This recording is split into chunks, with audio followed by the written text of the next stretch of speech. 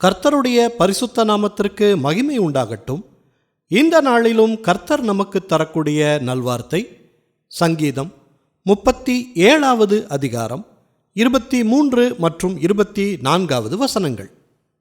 நல்ல மனுஷனுடைய நடைகள் கர்த்தரால் உறுதிப்படும், அவனுடைய வழியின் மேல் அவர் பிரியமாயிருக்கிறார்.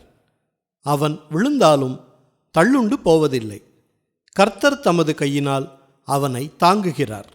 பிரியமானவர்களே, இன்றைக்கு ஏதோ ஒரு காரணத்தால் நீங்கள் விழுந்து போகக்கூடிய சூழ்நிலை வந்தாலும் கர்த்தர் தமது கையினால் உங்களை தாங்கி பிடிக்கிறார். தொடர்ந்து நீங்கள் தள்ளுண்டு போகாமல் காக்கிறார். நம்முடைய பாதைகள் செவ்வையாய் இருக்கும்போது கர்த்தர் நம் வழிகளில் பிரியமாயிருந்து நம்மை வழி நடத்துகிறார், அந்த வழியை உறுதிப்படுத்துகிறார். ஜெபிப்போமா. நல்ல தகப்பனே, இந்த நல்வார்த்தையை தந்ததற்காக நன்றி செலுத்துகிறோம். இந்த நாளிலும் எங்கள் வழிகளை உறுதிப்படுத்தும்.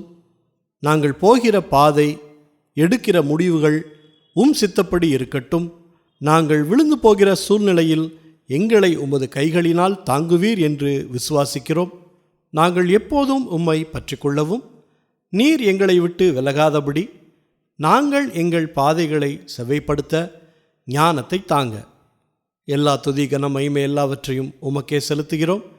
இயேசு கிறிஸ்துவின் நாமத்தில் ஜெபிக்கிறோம் பிதாவே, ஆமேன், ஆமேன். இந்த நல்வார்த்தையை மற்றவர்களுக்கும் பகிருங்கள், அவர்களுக்கும் ஆசீர்வாதம் கிடைக்கட்டும். கர்த்தர் உங்களை அளவில்லாமல் ஆசீர்வதிப்பாராக.